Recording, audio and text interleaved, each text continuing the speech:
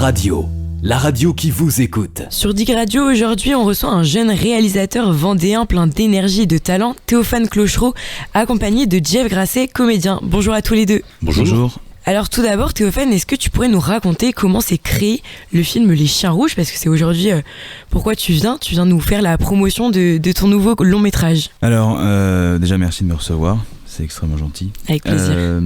En fait, Chiens Rouges, c'est une histoire un peu particulière. Il se trouve qu'il y a déjà 2-3 ans, j'avais rencontré Jean-Bernard Pifteau qui avait découvert cette histoire-là, parce qu'il s'est inspiré d'une histoire vraie. Et il m'avait proposé de faire un film dessus, parce qu'il avait déjà vu mon travail sur un autre long métrage que j'avais fait, à savoir 93e. Et il m'avait parlé de cette histoire, je m'étais jamais penché sur le sujet en fait pour faire le film. Et je suis arrivé à un moment à ne plus avoir de film, dans ma vie, c'est-à-dire que je savais plus trop quoi faire. Et je me suis dit, il faudrait que je refasse un film, et puis j'ai repensé à l'histoire de Jean Simoneau. Et donc c'est comme ça qu'est né Chiens Rouges. Et donc en 1 mois et demi, il a fallu trouver toute l'équipe, il a fallu écrire le scénario, il a fallu trouver les acteurs, les lieux de tournage. Et puis on est parti pour une aventure d'1 an et demi en tout de travail. Donc vous avez commencé assez tôt le film parce qu'il est sorti donc dernièrement en octobre 2025 et donc tu parles de 1 an et demi de travail. Comment s'est passé le tournage et avec les comédiens, le casting ? Alors ce qui s'est passé, c'est que du coup en écrivant le scénario, il fallait déjà que je commence à produire la chose. Donc tout ça c'était en avril, fin avril, début mai, juin 2024. Et donc le tournage a eu lieu en 2024. Et c'était un tournage de 2 semaines. Et donc en fait, après qu'on ait tourné tout le film, c'est-à-dire qu'on était tous ensemble pendant 2 semaines à ne faire que ça, je me suis tout de suite mis au montage, aussi avec Armand Morel, le chef opérateur qui s'occupait de l'étalonnage et des effets visuels, et puis Anthony Méchino, le compositeur, qui faisait la musique. Et là, on s'est pas arrêté jusqu'à la sortie, parce qu'on a exporté le film 1 semaine avant l'avant-première. Donc ça a été un peu du non-stop, mais ça a été une aventure quand même très intéressante et puis assez extraordinaire parce qu'on a appris beaucoup. Est-ce que Théophane, d'ailleurs, tu es un jeune réalisateur, est-ce que tu peux nous dire quel âge tu as et vous avez réalisé ce film avec un budget aussi restreint ? Est-ce que tu peux nous en parler un petit peu ? Oui, donc j'ai 20 ans, donc voilà. Et le budget était très restreint. En fait, c'est un ami qui nous a gentiment prêté de l'argent. Et donc on avait un budget de 500 €. Donc il a fallu faire beaucoup de bricolage. Mais c'était compliqué. Mais il y avait des jours, fallait se serrer presque un petit peu la ceinture et puis on allait manger que 2 ou 3 quiches pour tout le monde, mais au moins ça a pu marcher quoi. C'est beaucoup de travail, toute cette réalisation. Et Jeff, vous, comment vous avez vécu ce tournage en tant que comédien ? Et je pense que vous avez même un rôle beaucoup plus important dans cette réalisation de long métrage. Est-ce que vous pouvez nous raconter un peu comment ça s'est passé ? Oui, il n'y a pas de souci, mais déjà, il faut savoir que sur un tournage comme ça, il y a tous les âges. Il y a des petits, il y a des plus vieux, il y a des plus anciens, donc je dirais c'est déjà une aventure humaine qui est hors norme. Théophane, j'avais déjà travaillé avec lui sur 93e, et quand il m'a demandé de rejouer dans celui-là, j'ai dit oui tout de suite, parce que je connaissais l'ambiance des tournages, et j'ai dit oui tout de suite. Et c'est vrai que ça fait d'ailleurs une amitié énorme, des petits jusqu'aux plus anciens, donc c'est des moments qui sont vraiment superbes et qui sont que je conseille à tout le monde en fait.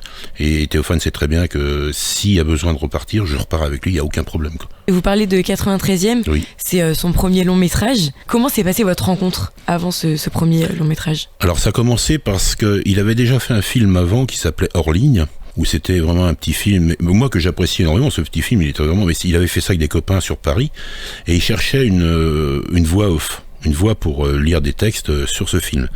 Et donc il y a le chef opérateur Armand qui me connaissait, qui lui a proposé. Donc on s'est rencontrés, ça a matché tout de suite, et puis donc j'ai fait les voix sur Hors ligne, et après pour 93e, on était ensemble dans la même cabane au Puy du Fou, donc on se côtoyait régulièrement. Et quand il m'a demandé si j'étais chaud pour repartir sur un autre film, j'ai dit oui tout de suite, parce que je connaissais Théophane, je savais ce qu'il était capable de faire et tout. Donc après, je lui ai présenté quelques personnes, dont le compositeur, c'est un copain à moi, et puis voilà. Puis on est une équipe, là, toute une équipe, mais quand je dis l'équipe, c'est tout le monde. Compositeur, chef OP, preneur de son, les petits acteurs, les anciens, tout, même les gens, à la limite, qui nous ont prêté les bâtiments pour le tournage. Donc, moi, je considère tout le monde faisant partie du film, quoi. Ça fait une grande équipe et beaucoup de monde aussi à gérer sur le tournage, mais également aussi au préalable et après. Comment s'est passée cette expérience, Théophane ? Alors moi je dirais que tout ça marche que grâce à la passion en fait. Parce que si on a envie de s'attarder sur le tournage avec un esprit un peu plus, on va dire gestionnaire, logisticien, peut-être même businessman. Je pense que ça ne marche pas. Et donc le fait d'être passionné et de travailler surtout avec des passionnés, ça aide parce que ça veut dire que les gens sont capables de surmonter certaines épreuves, parce que forcément dans ce genre de tournage pendant 2 semaines pour un film de 2 heures, c'est très très court, et surtout quand on n'a pas beaucoup de moyens, que tout le monde doit y mettre un peu du sien. S'il n'y avait pas de passion, ça marcherait pas. Donc c'est pour ça que moi, l'équipe, j'ai beaucoup de respect pour l'équipe et pour les gens qui m'ont fait confiance, parce que c'est des gens qui sont tous passionnés, qui sont tous un peu fous. Et donc voilà, je dirais que c'est par la passion, et aussi parce que le fait que voilà, tout le monde travaille en fait sur le film. C'est-à-dire, il y en a, ils vont jouer, puis après le soir ils vont faire la cuisine pour les acteurs. Il y en a, ils vont maquiller, et puis ils vont s'occuper des costumes, puis en même temps ils vont jouer un autre rôle. Il y en a, ils vont percher, ils vont jouer aussi. Enfin, tout le monde en fait avait plusieurs rôles dans le film. C'est pas évident parce qu'en plus, comme je disais tout à l'heure, t'as 2 semaines de tournage avec énormément de personnes à gérer.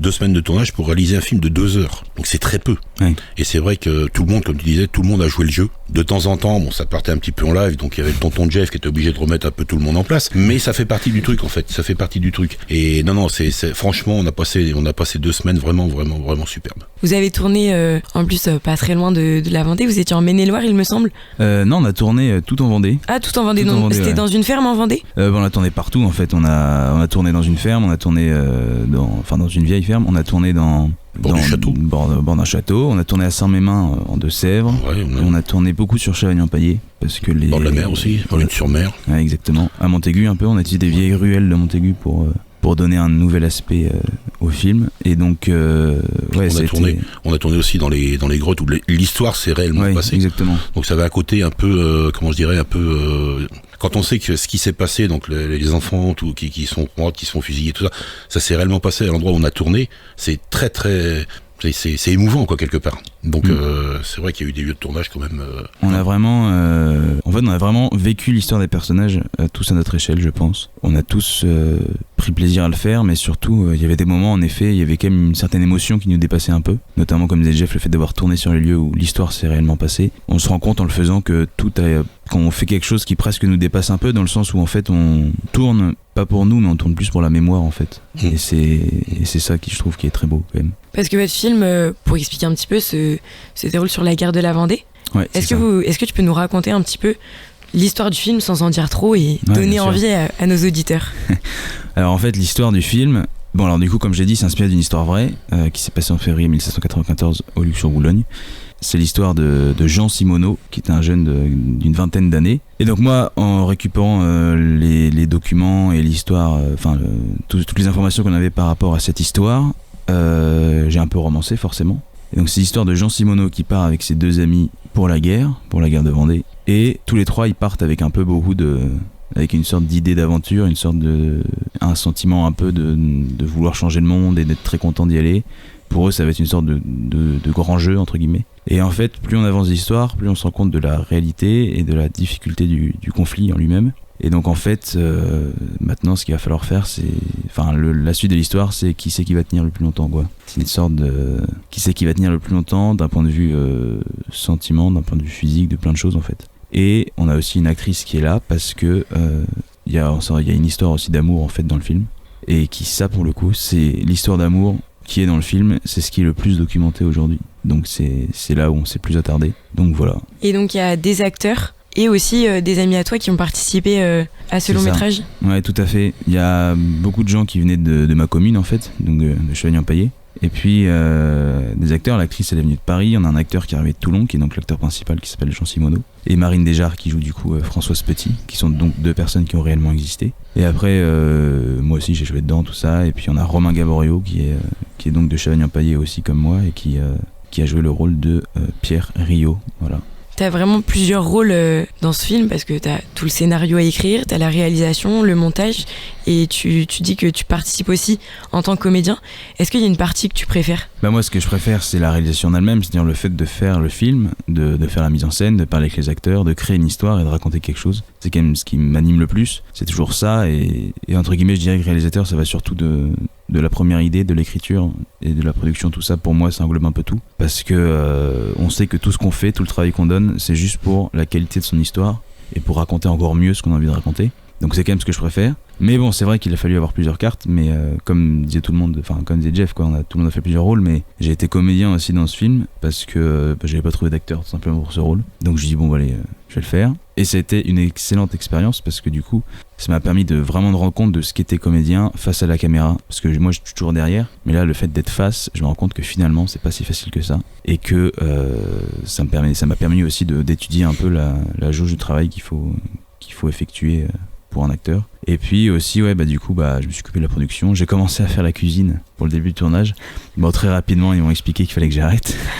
Donc, gentiment, d'autres personnes s'en sont occupées. Voilà, après, je m'occupais aussi des costumes. Il y a une maquilleuse qui est venue le premier jour, qui m'a donné des petits cours de maquillage. Et après, c'est moi qui m'en suis occupé. Donc c'était assez fatigant, mais comme je disais, avec la passion, beaucoup de choses peuvent se passer. Et donc c'était fatigant, mais c'était une bonne fatigue et j'étais très heureux d'avoir fait tout ça. Tout est possible avec la passion.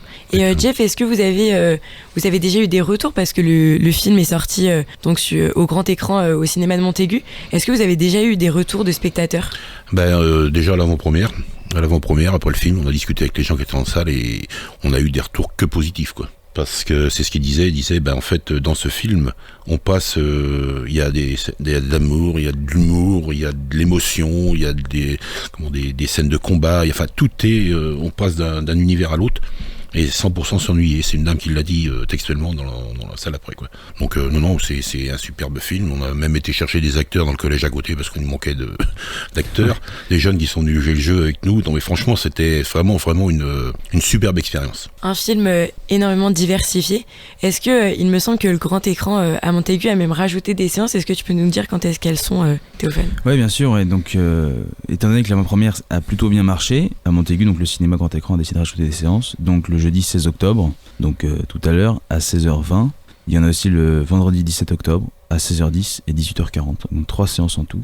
Et j'espère que du monde va venir parce que je pense que ça vaut le coup d'être vu dans le sens où il a plu, donc je me dis autant qu'il plaise encore plus à d'autres mondes, quoi. Puis si ça peut aider, parce que je pense qu'il y a des gens qui vont être touchés par cette histoire, qui vont sans doute se l'approprier, et donc tant mieux, parce que je pense que ce qu'il faut, c'est que le film ne nous appartienne plus et qu'il appartienne au public. Donc vous pouvez retrouver le film Les Chiens Rouges au cinéma grand écran à Montaigu en Vendée, et vous pouvez suivre également les aventures sur leur compte Instagram Studio des Chemins Creux, qui est votre studio de production que tu as créé également, et suivre les aventures de Théophane sur son compte également Instagram Théophane Clochereau. Voilà, merci beaucoup à tous les deux d'être venus. Merci plaisir, beaucoup. Avec plaisir. Merci à vous surtout.